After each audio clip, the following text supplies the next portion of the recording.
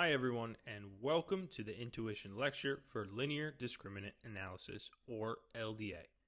Now, for those of you who are coming from the previous section on Principal Component Analysis, or PCA, this may seem a bit similar, but there is a difference between the two, and we're going to get started by taking a look at overall what LDA entails. It's a pretty brief and straightforward intuition lecture, but we'll get to the main takeaways between PCA and LDA. LDA is commonly used as a dimensionality reduction technique, and we've heard that before with PCA. It's used in the pre-processing step for pattern classification and machine learning algorithms, and its goal is to project a dataset onto a lower dimensional space. Sounds similar to PCA, but LDA differs because in addition to finding the component axes with LDA, we are interested in the axes that maximize the separation between multiple classes, and that is the main takeaway, or the main point, is where PCA we are with that distinction and working with the principal component analysis with the axes, the principal components within the data, but whereas we're looking in LDA, we are looking for the separation of those classes within the data. And to break it down further, the goal of LDA is to project a feature space onto a small subspace while maintaining the class discriminatory information.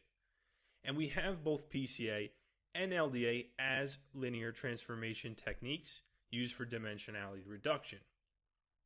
PCA is an unsupervised algorithm, but LDA is supervised because of the relation to the dependent variable. And we can see here from this visualization the main operations and main differences between PCA and LDA. PCA, again, we're looking in that subspace and the dimensionality reduction technique of the data to examine how the principal component axes are in relation, whereas in LDA, we're looking for that class separation. And I think this visualization kind of makes it the most clear between the two. If you want some additional information, you can always take a look at the following link.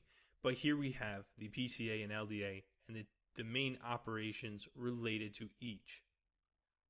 Again, LDA supervised because of the relation to the dependent variable. And I think when you start working through this in the upcoming lecture and the hands-on part, it's going to make more sense. But that's the main takeaway, to focus on LDA. And you can accomplish this by 5 main steps, similar again to PCA. The 5 main steps for LDA include the following: the computation of the d-dimensional mean vectors, the computation of the scatter matrices.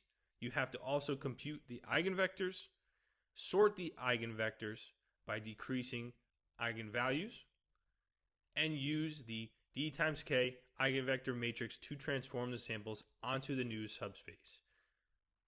Overall, very similar to PCA, 2 different types of dimensionality reduction techniques, one being unsupervised and one being supervised, but the main distinction with LDA to take away is that we're looking for that class separation within the data.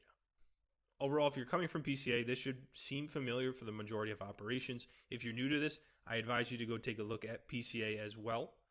But when you are starting to work through the next upcoming part, it should make more sense. But just keep in mind that the main takeaway for LDA is that class separation, and it is a supervised learning technique.